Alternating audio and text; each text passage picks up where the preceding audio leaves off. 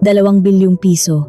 Iyan ang halagang bumulaga sa tabing ng aking telepono kaninang hapon habang papalabas ako sa isang mataas na gusali sa sentro ng kalakalan sa Makati. Ang lamig ng hangin mula sa pampalamig ng gusali ay mabilis na napalitan ng init ng aking dugo. Hindi dahil sa galit, kundi dahil sa labis na kaba at hindi ka panipaniwalang pakiramdam. Matapos ang ilang buwang walang tulog, matinding pagpupulong at walang katapusang pakikipagtawaran, tuluyan ko nang naibenta ang kumpanyang itinayo ko mula sa wala. Ang panulat sa aking kamay ay tila napakabigat ng pirmahan ko ang huling pahina ng kasunduan. Sa sandaling iyon, ang programang pang-edukasyon na sinimulan ko sa isang maliit na inuupahang kwarto 5 taon na, ang nakalipas ay hindi na formal na akin. Ngumiti ng malapad ang pinuno ng malaking kumpanya at kinamayan ako ng mahigpit. Tumango lamang ako, pinipilit na maging mahinahon kahit na nagwawala ang aking puso sa tuwa at kaluwagan. Bilang isang taong sanay sa tipid at laging ibinabalik ang bawat kitang sentimo sa kumpanya, ang makita ang ganoon karaming pera sa aking pangalan ay tila isang panaginip. Ito na ang pinakamataas na patunay ng aking mga sakripisyo, ngunit ang kaligayahang iyon ay hindi nagtagal. Pagdating ko sa aming marangyang tinitirhan, nakita ko agad ang aking asawang si Rico. Kadalasan, umuuwi siyang lagpas hating gabi, amoy alak at may dalang gasgas na palusot tungkol sa pakikipag-usap sa mga namumuhunan sa mga peking pera sa teknolohiya. Ngunit ngayon, nakatayo siya sa bungad ng pinto. Sasalubungin ako ng pinakamalapad ng ngiting nakita ko simula noong araw ng aming kasal. "Mahal, nakauwi ka na pala." Masiglang bati niya at agad akong niyakap ng mahigpit.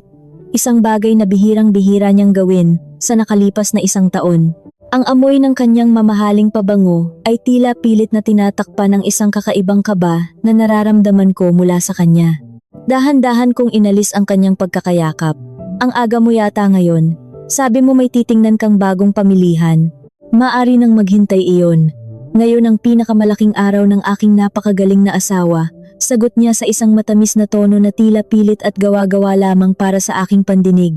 Hinawakan niya ang aking kamay at inalalayan akong umupo sa malambot na upuan. "Nabalitaan ko na. Natuloy ang bilihan, hindi ba? Pumasok na ang pera?" Nagniningning ang kanyang mga mata. Ngunit alam kong hindi iyon kislap ng pagmamalaki para sa akin. Iyon ay purong kislap ng kasakiman. Agad na gumana ang aking kutob. Kailanman ay hindi nagpakita ng interes si Rico sa aking negosyo. Para sa kanya, ang ginagawa ko ay pampalipas oras lamang na walang mabilis na kita. Hindi tulad ng kanyang sinusugal na madalas ay nagbaon sa kanya sa utang kaysa magbigay ng ginhawa. "Oo," maikli kong sagot habang pinagmamasdan ang bawat galaw niya. Agad na naging masigla ang kanyang mga kilos. Nagsimula siyang hilutin ang aking mga balikat, ngunit ang kanyang mga kamay ay matigas at tila may hinihingi. "Napakagaling mo talaga. Nga pala, tungkol sa perang iyon, may naisip na akong paraan upang mas mapalago natin. Alam mo naman ang ibabawas ng pamahalaan dyan kung iiwan mo lang sa iyong pangalan. Ilipat na natin ang malaking bahagi sa ating magkasamang listahan sa bangko. May kakilala ako na kayang palaguin iyan ng 3 beses sa loob lamang ng ilang buwan." Pinigilan ko ang isang mapaklang ngiti. Ito ang totoong Rico.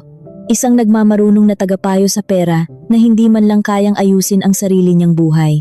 Kakarating lang ng pera 10 minuto, ang nakakalipas. Hindi pa nga ako nakakahinga.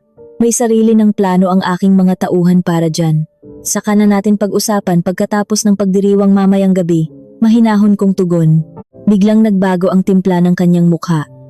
Bahagyang nabasag ang maskara ng pagiging matamis na asawa. "Bakit kailangan pang maghintay? Kailangan nating bilisan bago pa tayo mahabol ng mga naniningil. Asawa mo ako. Ako dapat ang mas pinagkakatiwalaan mo kaysa sa mga tauhan mo." Bago pa man ako makasagot sa kanyang baluktot na pangangatwiran, bumukas ang pinto ng aming bahay. Pumasok ang aking biyenan, si Aling Nenita. Nang walang katok-katok, taglay niya ang kanyang nakasanayang kilos, na tila pagmamay-ari niya ang buong mundo. Bit-bit niya ang mga pinamili na mukhang mumurahin lamang ngunit dala-dala niya na parang ginto. Ayan na pala ang manugang kong biglang yaman. Malakas niyang sigaw. Lumapit siya sa akin at nakipagbeso, o mas tamang sabihing humalik sa hangin malapit sa aking pisngi bago naupo sa tapat namin. "Nabalitaan ko kay Rico na nabenta na ang iyong negosyo. Magkano?" "Bilyon ba?" tanong niya nang walang paligoy-ligoy. Pinasadahan ng kanyang mga mata ang aking kabuuan. Mula ulo hanggang paa, tila sinusuri kung mukha na ba akong mayaman. Opo, sa awa ng Diyos, magalang kong sagot kahit nagngingit-ngit na ang aking kalooban. Ikinampay niya ang kanyang kamay. Mabuti naman at nagbunga rin ang pagbabad mo sa harap ng computer buong maghapon. Akala ko noon ay nag-aaksaya ka lang ng panahon. Pero tutal mayaman ka na. Gusto kong humingi ng pabor. Ang mga kumare ko sa ating barangay ay may mga bagong mamahaling kagamitan. Nakakahiya naman sa bago mong katayuan kung luma ang gamit ko. Padalhan mo ako ng pera ha, pati na rin pambili ng bagong sasakyan para kay Rico. Naawa na ako sa asawa mo, 2 taon nang hindi nakakapagpalit ng sasakyan. Bilang mabuting asawa, dapat mong pasayahin ang iyong asawa at ang kanyang ina. Tiningnan ko silang dalawa. Ang asawang biglang naging sipsip at ang biyanang pakiramdam ay may karapatan sa bawat sentimong pinaghirapan ko. Ang perang ito ay tila naging isang malaking salamin na nagpalinaw sa mga lamat ng aming pamilya. Saka na po natin pag-usapan. Pagod na pagod po ako, sabi ko habang tumatayo. Iniiwan silang nakatingin sa akin nang may mga matang gutom sa yaman. Mabilis na lumipas ang 1 linggo, puno ng paghahanda para sa malaking salusalo upang ipagdiwang ang tagumpay ng aking kumpanya. Umupa ako ng isang malaking bulwagan sa isang tanyag na pahingahan at hotel. Hindi lamang ito isang simpleng pagdiriwang. Ito ay isang pagpapakita ng tagumpay at pasasalamat sa mga taong naniwala sa akin noong nagsisimula pa lamang ako. Nang hapong iyon, ilang oras bago magsimula ang pagdiriwang, nasa loob ako ng bulwagan upang tiyakin na maayos ang lahat. Ang mga palamuti ay kumikinang, ang mga ilaw ay nakatakda. Naroon din si Rico, ngunit ang kanyang kinikilos ay lubhang kahina-hinala. Suot niya ang isang pasadyang formal na kasuotan na ako ang nagbayad, ngunit tila ba siya ay nasasakal. Ang malamig na pawis ay patuloy na tumutulo sa kanyang noo kahit na napakalamig ng pampalamig ng hangin sa loob. Walang tigil niyang tinitingnan ang kanyang telepono, nagmamadaling nagmamakinilya ng mensahe ng may panginginig at mabilis na ibinabalik sa kanyang bulsa. May sakit ka ba? Tanong ko nang makita kong muntik na siyang makabangga ng isang tauhan na nag-aayos ng mga baso. Napatalon siya sa gulat. Wala ito. Kinakabahan lang ako. Malaking pagdiriwang ito. Maraming mahahalagang tao. Hindi ka panipaniwala ang kanyang palusot. Si Rico ang uri ng tao na mahilig magpasikat at maging sentro ng atensyon. Ang pagiging kinakabahan sa harap ng maraming tao ay hindi bahagi ng kanyang pagkatao, maliban na lamang kung mayroon siyang matinding itinatago. Iniwan ko siyang nakatutok muli sa kanyang telepono at naglakad patungo sa mesa ng mga nag-oorganisa malapit sa entablado. Kailangan kong suriin ang listahan ng mga mahahalagang panauhin. Dahil doon, nahagip ng aking paningin ang telepono ni Rico na nakapatong sa isang maliit na mesa kung saan siya nakatayo kanina. Marahil ay naiwan niya ito sa sobrang pagkagulat. Bilang isang taong bihasa sa teknolohiya, alam ko ang masamang ugali ni Rico. Madalas niyang nakakalimutang isara ang kanyang telepono o gumagamit lamang siya ng mga password na madaling hulaan. Kinuha ko ang telepono. Totoo nga, bukas pa ang ilaw ng tabing nito. Ang una kong nais ay tingnan lamang ang oras. Ngunit bago ko pa man mapindot ang anumang bagay, isang mensahe ang biglang lumitaw sa itaas ng tabing. Mensahe mula sa isang kilalang grupo ng mga mapanganib na nagpapautang. Muntik nang huminto ang pagtibok ng aking puso nang mabasa ko ang mga salitang lumitaw sa loob ng ilang segundo. Tapos na ang palugit. Hindi kami tumatanggap ng palusot na hinihintay mo pa ang pera ng asawa mo. Bayaran mo ang 50 milyong piso ngayong gabi kasama ang interes o ang buhay mo ang kapalit. Alam naming nasa malaking salo-salo ka ngayon. Nakapaligid na ang mga tauhan namin. Nanigas ako sa aking kinatatayuan. Ang hangin sa loob ng bulwagan ay biglang naging nakakasakal. 50 milyong piso. Buhay ang kapalit. Ang aking isip ay mabilis na nagdugtong-dugtong sa mga pangyayari.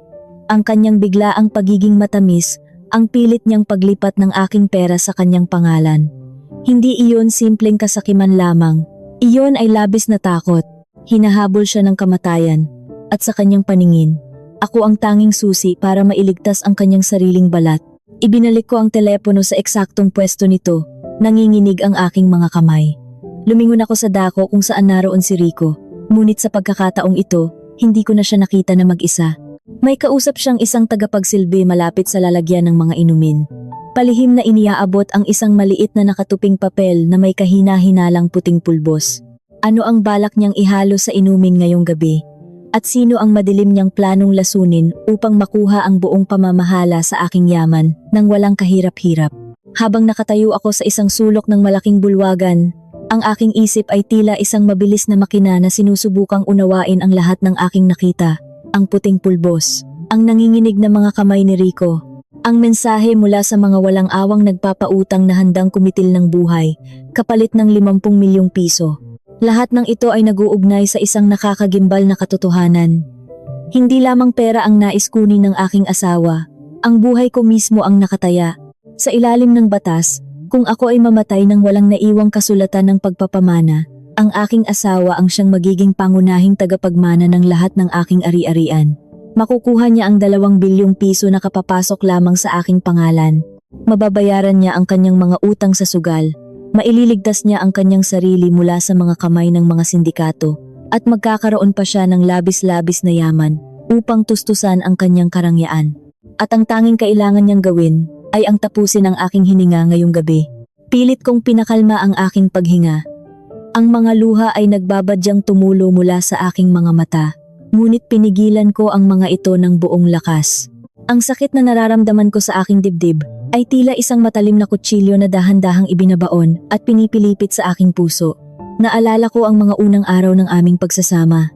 Si Rico na nakilala ko noong kami ay nasa kolehiyo pa lamang. Ang lalaking palaging nag-aalaga sa akin tuwing ako ay nagkakasakit. Ang lalaking nangakong sa hirap at ginhawa ay magsasama kami. Kailan siya naging isang halimaw na ganito? Napatunayan ko ngayon na ang kasakiman at malaking utang ay kayang burahin ang anumang natitirang kabutihan sa puso ng isang tao. Naputol ang aking malalim na pag-iisip nang biglang magbago ang tugtog sa loob ng bulwagan. Ang mga panauhin ay nagsimula nang dumating. Ang marangyang lugar na iyon sa Makati ay unti-unting napuno ng mga kilalang tao sa lipunan. Mga sikat na namumuhunan, mga tagapamahala ng malalaking bangko, at mga politikong may pansariling interes sa umuusbong na industriya ng teknolohiya. Bawat isa sa kanila ay nakasuot ng mga mamahaling barong at mahahabang kasuotang kumikinang sa ilalim ng mga naglalakihang ilaw na gawa sa kristal. Lumapit ako sa pintuan upang salubungin ang mga bisita. Pilit kong isinuot ang aking pinakamatamis na ngiti at isang maskara ng tagumpay na nagtatago sa matinding takot at pagkasuklam na nag-aalab sa aking kalooban. Binabati nila ako, kinakamayan, at pinupuri sa aking natatanging talino at tiyaga, ngunit sa bawat pagngiti ko, ang aking mga mata ay palihim na hinahanap si Rico sa paligid. Naroon siya, nakatayo hindi kalayuan sa akin, ang kanyang katawan ay tila tuod sa tigas, ang kanyang mga mata ay hindi mapakali, palaging nakatingin sa mga pintuang daanan ng mga tagapagsilbi at sa pangunahing pasukan. Bawat lalaking malaki ang katawan o nakasuot ng itim na barong na papasok ay nagpapakaba sa kanya. Alam kong iniisip niya na baka ang mga tauhan ng nagpapautang ay nakapasok na sa pagdiriwang upang singilin siya ng buhay. Paminsan-minsan ay nagkukunwari siyang tumatawa kapag may bumabati sa kanya, ngunit ang panginginig ng kanyang boses ay hindi niya maitago. Napakaswerte mo talaga kay Maya, Rico. Siguradong maglilibot kayo sa buong mundo pagkatapos nito. Bati ng isang matandang lalaking nagmamay-ari ng isang malaking kumpanya ng mga lupain. Napalunok si Rico. Ang pawis sa kanyang noo ay kasing laki ng mga butil ng mais. Oo naman po, siya ang pinakamagandang pamumuhunan ko sa buong buhay ko, sagot niya habang pilit na ngumingiti. Ang mga salitang iyon ay nagdulot ng matinding pagduwal sa aking sikmura. Pamumuhunan. Iyon na lamang pala ang tingin niya sa akin. Isang malaking halaga ng pera na handa ng anihin upang takpan ang mga butas ng kanyang mga pagkakamali. Sa kabilang dako ng bulwagan, naroon naman ang aking biyenan, si Aling Nenita. Nakasuot siya ng isang kumikinang nakasuotang tila sasali sa isang patimpalak ng kagandahan na hindi naman angkop sa formal na pagdiriwang na ito. Hawak niya ang kanyang telepono at nakakabit ito sa isang mahabang patpat. Walang habas niyang kinukuhanan ng video ang kanyang sarili, habang ipinapakita ang mga mamahaling pagkain, ang mga palamuti, at ang mga tanyag na bisita. Malakas ang kanyang boses, tila nais iparinig sa buong mundo na siya ang may-ari ng gabing iyon. Tingnan ninyo mga kumare, nandito ako sa pagdiriwang ng kumpanya ng anak ko. Napakasarap ng mga pagkain, may mga itlog ng isda na napakamahal. Ito ang bunga ng maganda kong pagpapalaki kay Rico. Kung hindi dahil sa patnubay ng anak ko, Hindi magiging ganito kayaman ang manugang ko, malakas niyang pahayag sa kanyang telepono. Namula ang aking mga pisngi sa labis na hiya. Ilang mga mahahalagang bisita ang napapailing at pasimpleng lumalayo sa kanya dahil sa ingay. Nilapitan ko si Aling Nenita at mahinahon siyang kinausap. Nay, maaari po bang hinaan natin ang ating boses? Marami pong mahalagang tao tayong nakakausap ngayon tungkol sa negosyo. Tiningnan niya ako mula ulo hanggang paa sabay irap. Negosyo, puro ka pera. Alalahanin mo ang tungkulin mo bilang asawa. Tingnan mo si Rico, pawis na pawis doon, hindi mo man lang inabutan ng pamunas o inumin. Asawa ka nga sa papel, pero kulang ka sa aruga. Mabuti na lang nandito ako para paalalahanan ka. Kung hindi dahil sa pamilya namin, wala kang mararating. Huminga ako ng malalim. Pilit na kinakalma ang aking sarili. Ang gabing ito na dapat sana ay tuktok ng aking pangarap, ay ginagawa nilang isang malaking perya. Umalis si Aling Nenita, habang patuloy na nagrereklamo, naghahanap ng panibagong taong maaabala niya sa kanyang pagkuha ng video. Ibinalik ko ang aking paningin kay Rico. Nakita ko siyang palihim na naglalakad patungo sa gilid kung saan nakahanay ang mga inumin. Ang aking puso ay nagsimulang tumibok ng napakabilis. Alam kong ito na ang sandaling iyon. Mula sa aking kinatatayuan, malapit sa isang malaking salamin na nakaharap sa mga matataas na gusali ng Makati, malinaw kong nakikita ang kanyang mga galaw sa pamamagitan ng refleksyon. Kinausap niya ang isang tagapagsilbi na may hawak ng isang maliit na bandehang pilak. Sa ibabaw nito ay may 3 matataas na basong kristal na may lamang gintong inumin. Ito ang espesyal na inumin na inihanda para sa aming 3 upang mag-alay ng pasasalamat sa mga bisita. Kinuha ni Rico ang bandeha mula sa tagapagsilbi. Palihim siyang luminga sa kaliwa at kanan, sinisigurong walang nakatingin sa kanya. Lahat ng tao ay nakatuon ang pansin sa lalaking nagsasalita sa entablado na nagpapakilala sa aking tagumpay. Sa pamamagitan ng salamin, nakita ko ang mabilis na paghugot ni Rico ng maliit na papel mula sa kanyang bulsa. Nanginig ang aking buong kalamnan. Ibinuhos niya ang puting pulbos sa basong nasa pinakakanang bahagi ng bandeha. Mabilis itong natunaw at humalo sa gintong inumin nang walang iniiwang bakas. Inikot niya ng bahagya ang baso upang matiyak na kumalat ang lason. Ang basong iyon ay sadyang inilagay niya sa pwesto na pinakamadaling abutin ng aking kanang kamay. Unti-unting nanlamig ang aking mga paa. Muntik na akong matumba kung hindi ko lamang nakapitan ang makapal na kortina sa aking tabi. Ang lason. Ang asawa kong pinangakuan ako ng walang hanggang pag-ibig sa harap ng dambana ay mismong mag-aabot sa akin ng aking kamatayan. Maya, mahal ko. Napatalon ako nang marinig ko ang kanyang boses mula sa aking likuran. Humarap ako ng dahan-dahan, isinusuot ang pinakamahinahong mukha na kaya kong gawin. Nakatayo siya roon, may napakalapad na ngiti. Hawak niya ang bandejang pilak. Ang 3 baso ay nakatayo ng maayos. Ang kanyang mukha ay hindi na kasing tense kanina. Marahil ay naiisip niya na ang solusyon sa lahat ng kanyang problema ay nasa kanyang mga kamay na. Oras na para mag-alay ng inumin, sabi niya ng may matamis na tono.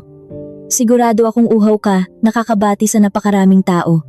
Kunin mo na itong inumin mo. Nakatitig lamang ako sa bandeja, 3 magkakamukhang baso. Ngunit alam kong ang basong nasa pinakakanang bahagi, ang basong inilalapit niya sa akin, ay ang sasaludo sa aking kamatayan. Ang kanyang mga mata ay nag-aapoy sa pananabik. Nais niyang inumin ko na ito agad, upang matapos na ang kanyang problema. Nais niyang mawala ako sa mundong ito. Sumisigaw ang aking isip.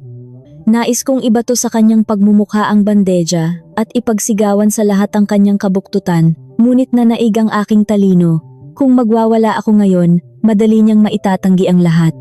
Wala akong patunay, kundi ang aking nakita sa salamin. Sasabihin niyang nasisiraan ako ng bait dahil sa labis na pagod. Kailangan kong ibalik sa kanya ang laro nang hindi nadudumihan ang aking mga kamay. Hindi ko iinumin ang lason na iyon, ngunit kailangang may uminom nito upang lumabas ang katotohanan. Nasaan ang nanay? Tanong ko. Pilit na pinapatatag ang aking boses upang hindi mahalata ang aking panginginig. Papunta na rito. Nagagalit pa doon sa isang tagapagsilbi dahil natapakan daw ang dulo ng kanyang damit. Sagot ni Rico, halatang naiinip. Inilapit pa niya ng kaunti ang bandeha sa aking kamay. Sige na, kunin mo na ito. Baka uminit ang inumin. Ito ang pinakamasarap na inumin sa hotel na ito. Hindi ko itinaas ang aking kamay. Nakatingin lamang ako sa basong may lason. Ang pagpitik ng orasan sa aking isip ay tila nagpapabingi. Paano ko mapagpapalit ang mga baso nang hindi niya napapansin? Kailangan ko ng isang matinding kaguluhan, isang bagay na aagaw sa kanyang atensyon kahit ilang segundo lamang. Bago pa man ako makapag-isip ng paraan, isang pamilyar at matinis na boses ang yumanig sa tahimik na bahagi ng bulwagan. Nakita ko ang isang taong maaaring maging susi sa aking kaligtasan. Papalapit sa amin nang may nag-uusok na galit sa kanyang mukha. Ngunit sapat na kaya ang kaguluhang dala niya upang maisakatuparan ko ang aking mapanganib na plano, o pareho kaming babagsak sa patibong na inihanda ng sarili kong asawa. Wala pang isang saglit, narinig ko ang mabibigat na yabag ng aking biyenan. Namumula ang kanyang mukha sa galit, at basang-basa ang laylayan ng kanyang kumikinang nakasuotan. Wala talagang kwenta ang mga tagapagsilbi rito. Nanggagala iting sigaw ni Aling Ninita habang nagpapaypay ng mabilis. Natapunan lang naman ako ng malamig na inumin ng isang tangang bata. Napakamahal pa naman ang telang ito na binili ko pa sa sikat na patahian sa sikat na pamilihan. Bakas ang matinding pagkadismaya sa mukha ni Rico. Naiipit siya sa sitwasyon. Sa isang banda, kailangan niyang tiyakin na maiinom ko ang lason. Sa kabilang banda, kailangan niyang patahanin ang kanyang ina upang hindi gumawa ng mas malaking eskandalo sa harap ng mga panauhin. Nay, kumalma po kayo. Kukuha po ako ng tagalinis, sagot ni Rico, pilit itinatago ang panginginig ng kanyang boses. Inilayo niya ng kaunti ang bandeja upang hindi matabig ng nagwawalang ina. Anong kalma? Uhaw na ako sa kasisigaw at kayo rito ay nagpapakasarap sa inumin, patuloy na pagbubunganga ng aking biyenan. Nakatitig ang kanyang mga matang uhaw sa yaman sa 3 basong hawak ni Rico. Ito na ang pagkakataon ko. Kailangan ko ng isang matinding dahilan upang pareho silang lumingon sa ibang direksyon, kahit 2 segundo lamang. Pinasadahan ko ng tingin ang malaking pintuan. May pumasok na isang matangkad na lalaking nakasuot ng magarang barong. Pinalilibutan ng mga nagkukuhang litratista. Hindi ko kilala kung sino siya. Marahil ay isang mataas na opisyal ng pamahalaan, ngunit sapat na iyon para sa aking plano. Pinalaki ko ang aking mga mata. Isinuot ang isang mukhang labis na nagulat at itinuro ang pintuan sa likuran ni Rico. Hala, si Piolo ba iyon? Bakit siya nandito? Malakas kong sabi na may halong pilit na kilig. Ginagaya ang madalas na reaksyon ng aking biyenan tuwing nakakakita ng sikat na artista sa telebisyon. Gaya ng inaasahan, ang pangalan ng sikat na artista ay tila isang mahika. Para kay Aling Ninita na uhaw sa atensyon, at kay Rico na laging naghahanap ng mga kilalang tao upang makapagyabang, iyon ang perpektong pain. Saan? Nasaan si Piolo? Atili ni Aling Ninita, mabilis na lumingon sa direksyon ng pintuan. Kahit si Rico ay hindi napigilan ang kanyang sarili. Lumingon din siya, nakalimutan ang kanyang hawak na lason sa loob ng isang saglit. Sa 2 segundong iyon na nakatalikod sila sa akin, kumilos ako. Ginamit ko ang bilis ng aking mga kamay na sanay sa pag-aayos ng maliliit na kable ng mga makina. Walang tunog, walang alinlangan. Kinuha ko ang baso, sa pinakakanang bahagi, ang basong may lason, at mabilis na pinagpalit sa basong nasa gitna. Wala pang isang kurap ng mata, nagbago ang kapalaran ng gabing iyon. Wala naman niloloko mo ba ako? Ang inis na sabi ni Aling Ninita. Inikot muli ang kanyang katawan paharap sa akin. Lumingon din si Rico, muling bumalik ang kaba sa kanyang mukha. Tiningnan niya ang bandeha, walang nagbago sa kanyang paningin. 3 magkakaparehong baso, pareho ng kulay, pareho ng dami ng laman. Wala siyang kamalay-malay na ang kamatayan ay lumipat ng pwesto. Ay, pasensya na po. Kamukha lang pala, pagdadahilan ko, na natiling nakahalukip-kip at kalmado. Bumuntong hininga si Rico. Sige na, kunin mo na ito at baka magsimula na ang pag-aalay ng inumin para sa tagumpay. Madiin niyang utos sa akin. Muling inilalapit ang kanang bahagi ng bandeha. Dahan-dahan kong inabot ang baso sa pinakakanan. Ang basong ligtas na ngayon. Salamat mahal, malambing kong sagot. Nakita ko ang paggaan ng kanyang balikat at ang unti-unting paglitaw ng ngiti sa kanyang mga labi. Sa kanyang isip, nagtagumpay na siya. Marahil ay binibilang na niya ang mga minuto bago ako bumagsak sa sahig, bumubula ang bibig. Biglang nagsalita ang tagapagdaloy ng palatuntunan sa unahan. Humihingi ng pansin para sa sabay-sabay na pag-inom. Nagsimulang magtaas ng mga baso ang mga panauhin. Itinaas din ni Rico ang kanyang baso na kinuha mula sa kaliwang bahagi ng bandeha. Ngayon, Naiwan ang isang baso sa gitna. Ang basong may nakamamatay na pulbos. Bakit wala ako? Pagkadamot naman ninyo, nakasimangot na reklamo ni Aling Nenita. Walang sabi-sabi, mabilis niyang inabot ang kaisa-isang basong naiwan sa bandeja. Napatigil ang aking paghinga. Nakita ko kung paano niya hinawakan ang baso ng kamatayan. Si Rico naman ay hindi man lang napansin ang ginawa ng kanyang ina. Nakatitig lamang siya sa akin. Naghihintay na inumin ko ang hawak ko. Napakabubulag ng kanyang kasakiman ni hindi niya nakita na ang mismong ina niya ang kukuha ng lasong inihanda niya para sa akin. Para sa tagumpay at masaganang kinabukasan. Sigaw ng tagapagdaloy na sinabayan ng malakas na hiyawan ng lahat. Itinapat ni Aling Nenita ang baso sa kanyang bibig at buong takaw na ininom ang kalahati nito. Halatang uhaw na uhaw siya dahil sa panggagalaiti kanina. Ang lasong ginawa ng kanyang sariling anak ay kusang loob niyang nilunok. Samantala, idinikit ko rin ang malamig na salamin sa aking mga labi. Bahagya akong itinaas ang baso, ngunit isinara ko ng mahigpit ang aking lalamunan. Wala ni isang patak ang pumasok sa aking katawan.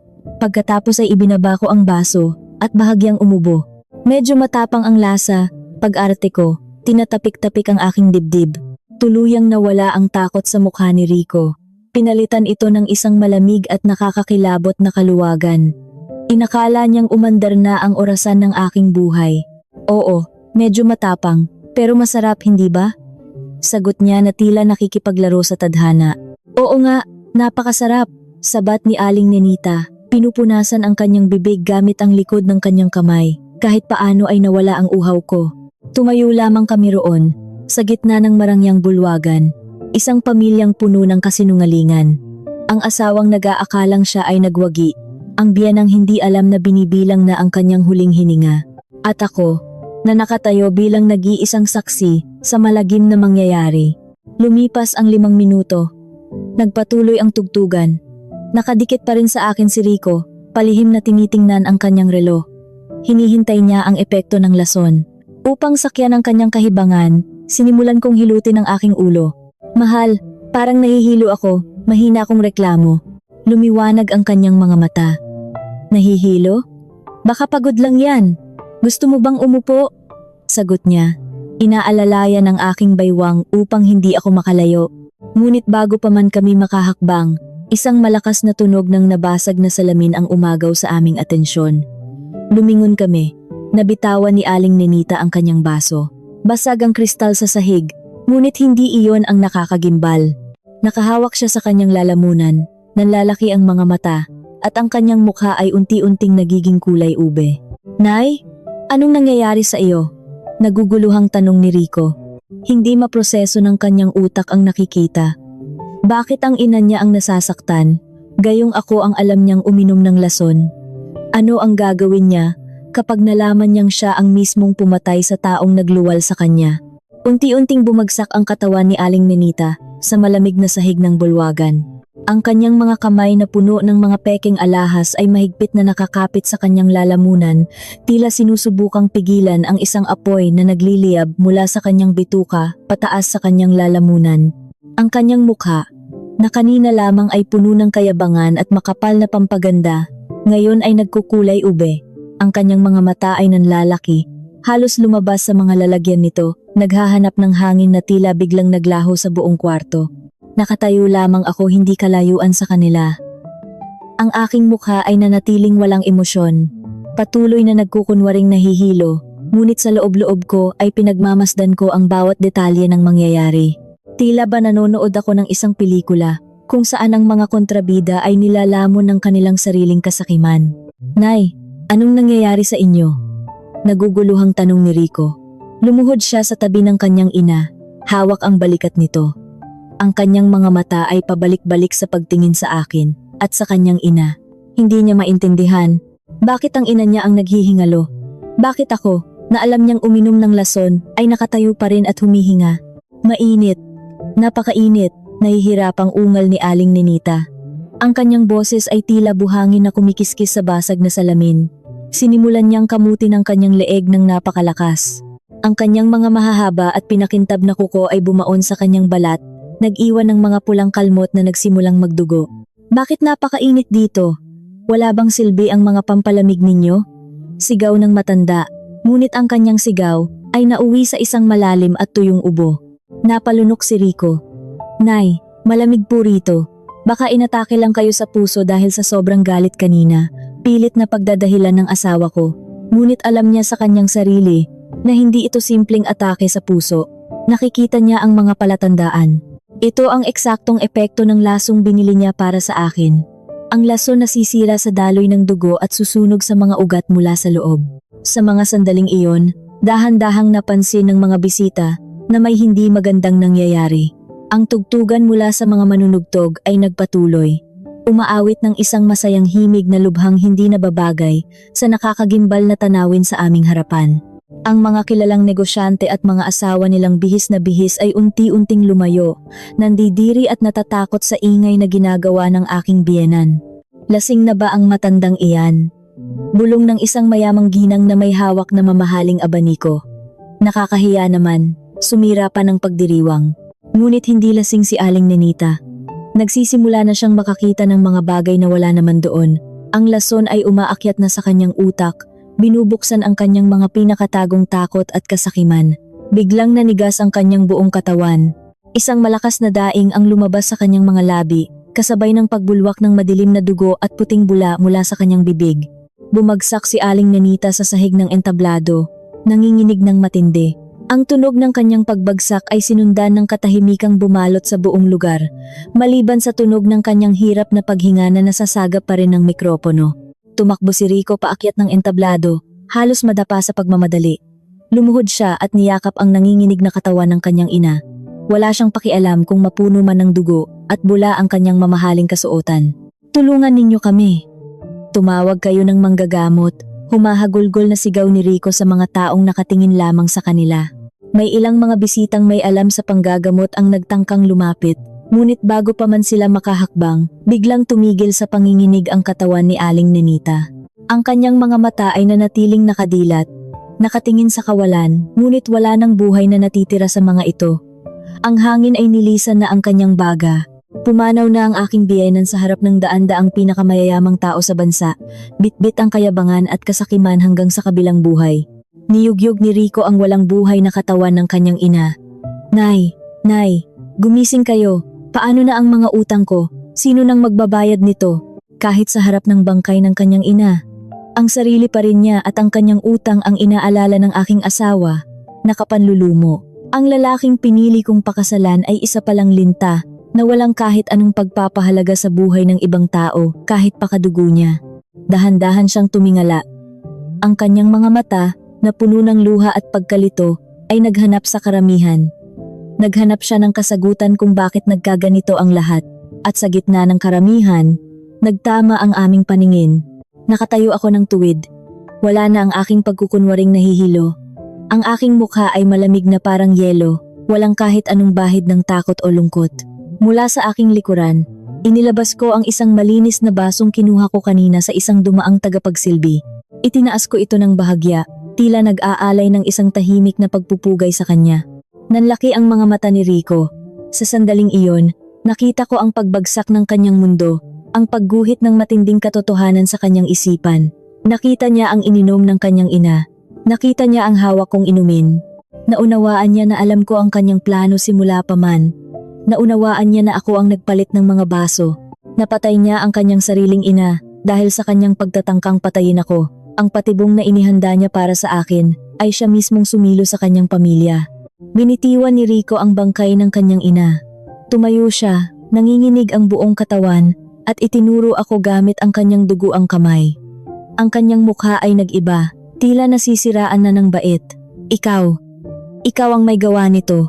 Ngunit bago pa man siya makababa ng entablado upang sugurin ako, napaligiran na siya ng mga gwardya ng hotel at mga pulis na kabilang sa mga naimbitahang panauhin. Hawak na siya, nakadapa sa sahig, habang ang buong bulwagan ay puno ng gulo at takot. Ako naman ay nanatiling nakatayo. Pinagmamasdan ang huling bahagi ng aking paglilinis sa mga basurang sumira sa aking buhay. Paano ipapaliwanag ni Rico sa mga pulis ang laso na siya mismo ang bumili? At ano ang gagawin ko ngayon upang tuluyang ibaon ang asawang nagtangkang kumuha ng aking buhay at yaman? Hulihin ninyo siya. Ang malalim at buong boses ng mataas na opisyal ng mga pulis na kabilang sa mga naimbitahang panauhin ay umalingaw-ngaw sa buong bulwagan. 4 na matitikas at armadong tauhan ang mabilis na umakyat sa entablado. Hindi sila nagpakita ng anumang awa o paggalang sa lalaking nakasuot ng mamahaling kasuotan. Walang awang hinila si Rico mula sa pagkakadapa sa sahig. Pilit inilayo sa walang buhay na katawan ng kanyang ina na naliligo sa sarili nitong dugo at bula. Pumiglas siya, sumipa at nagpumiglas. Ngunit siya ay mahina at walang laban sa mga sinanay na alagad ng batas. Ang malamig na tunog ng pagkakandado ng bakal na posas sa kanyang mga pulso ay naghudyat ng formal na katapusan ng kanyang masamang balak. Ang tunog na iyon ay tila musika sa aking mga tainga. Isang matibay na patunay na tapos na ang aking kalbaryo sa kanyang mga kamay. Ikaw! Ikaw ang may kasalanan nito! Umuungal na sigaw ni Rico. Ang kanyang mukha ay basang-basa ng pinaghalong luha, pawis, at laway. Ang kanyang mga mata ay nanlilisik habang nakatingin sa akin. Pilit na kumakawala mula sa mahigpit na pagkakahawak ng mga pulis. Bakit hindi ikaw ang namatay? Inilagay ko ang lason sa baso mo. Nakita ko nang iabot iyon sa iyo. Bakit ang nanay ko ang uminom? Nasinghap ang buong karamihan. Ang mga mahahalagang tao sa lipunan, ang mga matataas na opisyal, at ang mga nagmamay-ari ng malalaking kumpanya ay napasinghap at napaatras. Ang kanyang kusang pag-amin sa harap ng daan-daang tao, kasama na ang mga alagad ng batas, ay tila isang matibay na pako na siya mismo ang nagbaon sa kanyang sariling kabaong.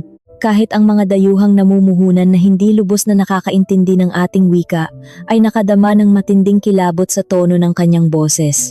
Sa ilalim ng batas, ang malinaw na pag-amin sa harap ng maraming saksi ay tila gintong ibinigay sa mga umuusig. Ikaw ang pumatay sa kanya. Ikaw ang nagpalit ng baso. Sigaw pa niya. Ang kanyang tinig ay unti-unting napapao sa sobrang galit. Humakbang ako palapit sa entablado. Ang tunog ng aking sapatos sa makinis at malamig na sahig ay tila mga patak ng ulan sa isang tahimik at nakakabinging gabi. Nahati ang karamihan, nagbigay ng maluwag na daan para sa akin. Wala nang sino man ang nagtangkang magsalita. Hindi na ako kumuha ng mikropono mula sa sahig. Ang nakakabibinging katahimikan ng bulwagan ang naging tagapagpalakas ng aking tinig.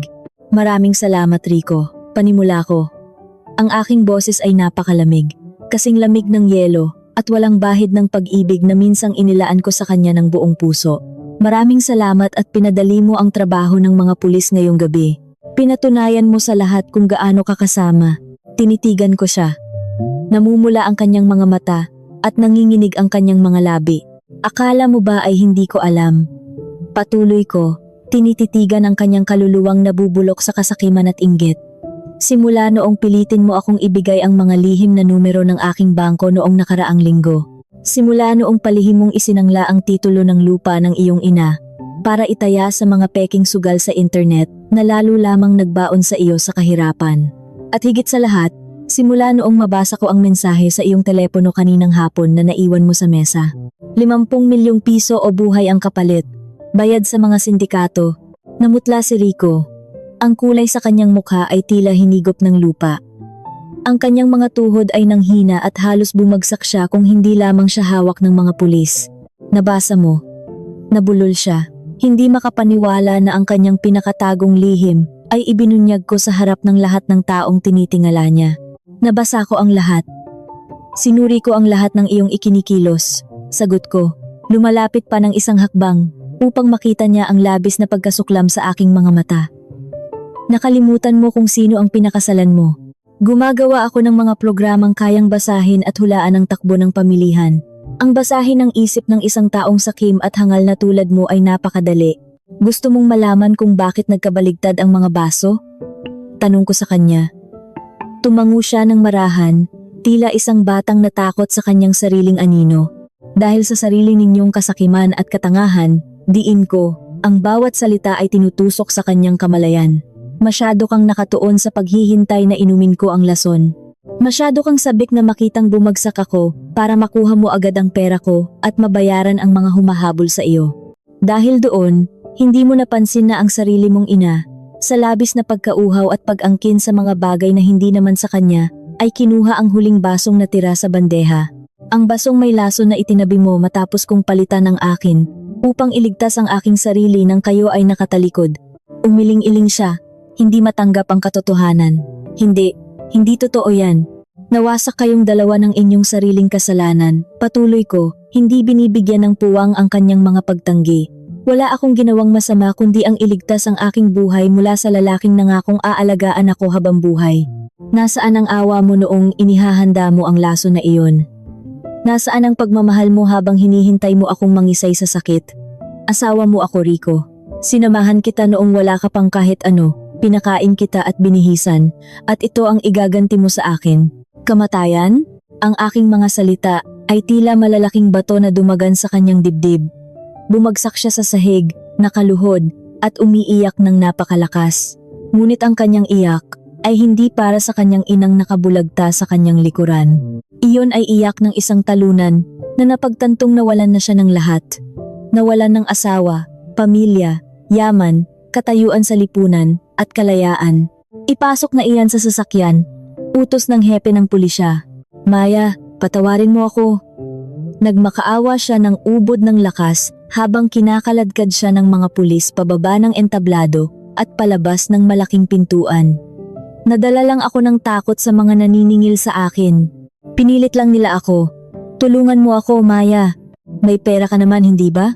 Kumuha ka ng pinakamagaling na tagapagtanggol para sa akin. Maya, parang awa mo na. Buhay ko ang kapalit nito. Hindi ako lumingon. Nanatili akong nakatayo na parang tuod, nakatalikod sa asawang tinatrato ngayon na parang isang basurang itinatapon sa labas ng gusali. Hindi ko siya bibigyan ng pagkakataong makita ang anumang emosyon mula sa akin. Hindi na siya karapat-dapat sa kahit isang patak ng aking luha.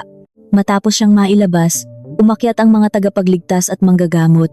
Binuhat nila ang matigas na katawan ni Aling Nenita at inilagay sa isang higaan. Tinakpan ng malinis at puting tela ang kanyang mukha.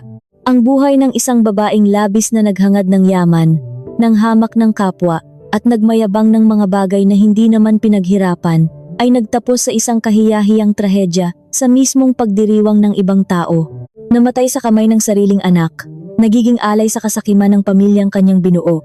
Unti-unting nagsara ang malalaking pintuan ng bulwagan. Tuluyang kinakain ang mga paos na sigaw ni Rico at ang ingay ng mga umaalis na pulis. Ang amoy ng dugo at suka ay unti-unting nililinis ng mga tauhan ng hotel, ngunit ang pakiramdam ng kamatayan ay nananatili sa hangin. Ang mga naiwang panauhin ay nagsimulang magbulungan, nakatingin sa akin ng may bagong pagkilala at malalim na paggalang. Wala na ang mga mapanghusgang tingin. Hindi na nila ako nakikita bilang simpleng manugang ni Aling Nenita o ang tahimik na asawa ni Rico. Nakikita nila ako bilang ako. Isang matatag na babae na nanindigan at nagtagumpay sa gitna ng pagkawasak ng kanyang pamilya at pagtatangka sa kanyang buhay. Lumapit sa akin ang pinakamatandang namumuhunan sa aking kumpanya. Ang lalaking sumuporta sa akin noong nagsisimula pa lamang ako sa maliit na kwarto. Inabutan niya ako ng isang malinis na baso ng maligamgam na tubig. Ayos ka lang ba, anak? Gusto mo bang dalhin ka namin sa pagamutan upang magpahinga? Tanong niya ng may labis na pag-aalala. Tinanggap ko ang baso. Ang aking mga kamay ay hindi na nanginginig. Ang aking isip ay kasing linaw ng tubig na aking hawak. Ayos lamang po ako. Tapos na ang paglilinis sa mga sumisira sa aking sistema. Mahinahon kong sagot, umiinom ng kaunting tubig upang basain ang aking natuyong lalamunan. Nakakulong na ang asawang nagtangkang pumatay sa akin. Wala na ang biyenang palaging nagpapabigat sa aking buhay. Malaya na ako at hawak ko ang pinakamalaking halaga ng pera na pinaghirapan ko.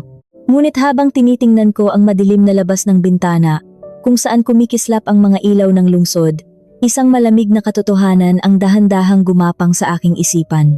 Kung 50 milyong piso ang utang ni Rico sa mga walang awang sindikato at nakakulong na siya ngayon nang walang kakayahang magbayad, sino ang sunod na hahanapin ng mga taong iyon para maningil ng utang o ng buhay, lalo na at alam ng buong mundo na mayroon akong 2 bilyong piso sa aking pangalan? Ang lamig ng gabi sa Makati ay tila tumatagos sa salamin ng aking sasakyan habang binabagtas ko ang walang laman na kalsada pabalik sa aming tinitirhan. Wala na si Rico. Wala na ang maiingay na reklamo ng aking biyenan. Ang tanging kasama ko ngayon ay ang nakakabinging katahimikan at ang 2 bilyong piso na nakapangalan sa akin. Ngunit sa halip na makaramdam ng ginhawa, isang mabigat na ulap ng takot ang unti-unting bumabalot sa aking isipan. 50 milyong piso. Iyan ang halagang hinihingi ng mga walang awang nagpapautang kapalit ng buhay ng asawa ko. At ngayon na siya ay nasa likod ng mga rehas. Kanino kaya nila sisingilin ang utang na iyon? Pagdating ko sa aming malawak at marangyang bahay, binuksan ko ang mga ilaw, ang mga mamahaling kasangkapan, ang mga palamuting pinili ni Rico para magmukhang mayaman. Lahat ng ito ay tila naging mga saksi sa kasinungalingan ng aming pagsasama. Naglakad ako patungo sa aking silid-aralan, ang tanging lugar sa bahay na ito kung saan ako nakaramdam ng tunay na kapayapaan. Dito ko binuo ang aking mga pangarap. Dito ko isinulat ang mga programang nagbigay sa akin ng bilyon-bilyong piso. Ngunit ngayon, ang lugar na ito ang magiging sentro ng aking pagtakas. Binuksan ko ang aking computer. Ang liwanag mula sa tabing ay nagbigay ng anino sa aking pagod na mukha. Ang aking mga daliri, na sanay sa pagmamakinilya ng mga komplikadong utos at numero, ay mabilis na gumalaw. Alam kong hindi magtatagal ay malalaman ng mga sindikato ang nangyari sa pagdiriwang.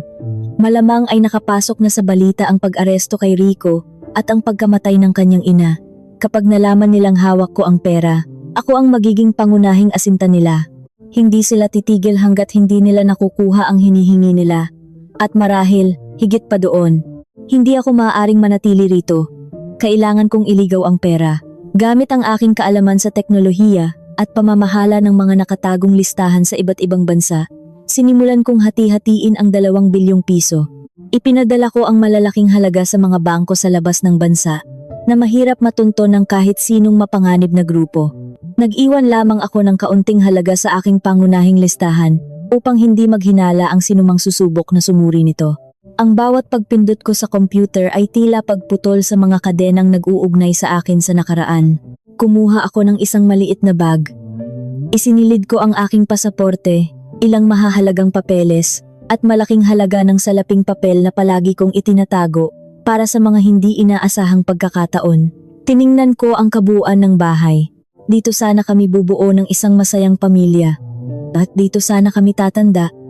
Ngunit ang kasakiman at inggit ay parang anay na dahan-dahang ngumatngat sa aming pundasyon hanggang sa gumuho ang lahat. Biglang tumunog ang telepono na nakakonekta sa mga gwardya sa ibaba ng gusali. Ang tunog nito ay napakalakas at nakakagulat sa gitna ng tahimik na gabi. Pinagmasdan ko ito ng ilang sandali bago ko dahan-dahang inangat. Magandang gabi po, Ginang Maya. Ang boses ng gwardya ay nanginginig at tila may halong matinding takot. May mga lalaki po rito sa ibaba, hinahanap po kayo. Sabi po nila ay mga kasamahan sila ni Ginoong Rico sa negosyo at kailangan daw po kayong makausap tungkol sa isang napakahalagang utang. Pinipilit po nilang umakyat kahit sinabi ko na pong 10 oras na ng gabi. Nanlamig ang aking buong katawan. Nandito na sila. Napakabilis nilang kumilos. Ang mga sindikato, mga taong walang sinasanto, ay nasa paanan na ng aking tinitirhan. Binuksan ko ang palabas ng mga nakakabit na kamera ng gusali sa aking computer. Nakita ko ang 4 na lalaking nakasuot ng maiitim na damit. Malalaki ang kanilang mga katawan at halatang may mga nakatagong patalim o baril sa ilalim ng kanilang mga kasuotan. Sinasaktan na nila ang gwardya habang pilit na kinukuha ang susi ng pinto patungo sa hagdanan. Hindi ako sumagot sa telepono. Ibinaba ko ito ng tahimik. Huminga ako ng malalim. Kung ang lumang Maya ang nandito, paniguradong umiiyak na ako sa isang sulok at nagmamakaawa. Ngunit namatay na ang Maya na iyon kanina, kasabay ng ininom na lason ng aking biyenan. Ang Maya na nakatayo ngayon ay isang babaeng natutong lumaban gamit ang talino. Pinindot ko ang huling utos sa aking computer. Isang programa na bubura sa lahat ng impormasyon, mga larawan, at mga bakas ng aking mga ginawa. Sa loob ng ilang segundo, nag-umpisang masira ang sistema ng aking makina. Ang iniiwang walang silbi ang kahit anong makukuha nila rito. Sinuot ko ang isang itim na sombrero at madilim na salamin. Lumabas ako ng aking silid at naglakad patungo sa isang lihim na pintuan malapit sa kusina. Ito ay isang daanan patungo sa isang maliit na sasakyan na pambaba ng mga basura at ginagamit lamang ng mga tauhan ng gusali. Walang kamera rito at walang nag-aakala na gagamitin ito ng isang bilyonaryang katulad ko. Habang dahan-dahan akong bumababa sa madilim at mabahong daanan, naririnig ko ang malalakas na kalabog sa pintuan ng aking bahay. Nakarating na sila. Sinasira na nila ang pinto. Pagdating ko sa ibaba, Sumalubong sa akin ang malamig na hangin ng madaling araw. Naglakad ako sa mga madidilim na eskinita ng Makati. Iniiwasan ang mga maliliwanag na ilaw at mga nagkalat na kamera ng barangay. Bawat anino, bawat kaluskos ng mga dahon ay nagpapabilis sa tibok ng aking puso, ngunit hindi ako hihinto. Hawak ko ang aking yaman, ang aking kalayaan, at ang aking buhay. Tumawag ako ng isang sasakyan mula sa gilid ng kalsada, papunta sa isang lugar na walang nakakaalam. Mula sa bintana, pinagmasdan ko ang pag-urong ng lungsod na minsang naging saksi sa aking tagumpay at pagkabigo. Nag-iisa na lamang ako ngayon, isang bilyonaryang nagtatago sa dilim. Ang asawa kong sakim ay mabubulok sa kulungan. Ang biyenan kong uhaw sa yaman ay nasa malamig na punerarya. Ngunit ang laro ay hindi pa tapos. Ang mga sindikato ay hindi titigil hanggat hindi nila nakukuha ang 50 milyong piso at alam kong hahanapin nila ako hanggang sa dulo ng mundo. Habang umaandar ang sasakyan papalayo, tumunog ang aking pangalawang telepono, isang numerong ako lang at isang taong pinagkakatiwalaan ko ang nakakaalam. Nang sagutin ko ito, isang malamig at magaspang na boses ng lalaki ang nagsalita. Kahit saan ka magtago, Maya, masusundan namin ang amoy ng pera mo. Sino ang nagkanulo sa akin? At paano ko gagamitin ang aking 2 bilyong piso upang pabagsakin ang pinakamapanganib na sindikato sa buong bansa bago nila ako tuluyang mahanap?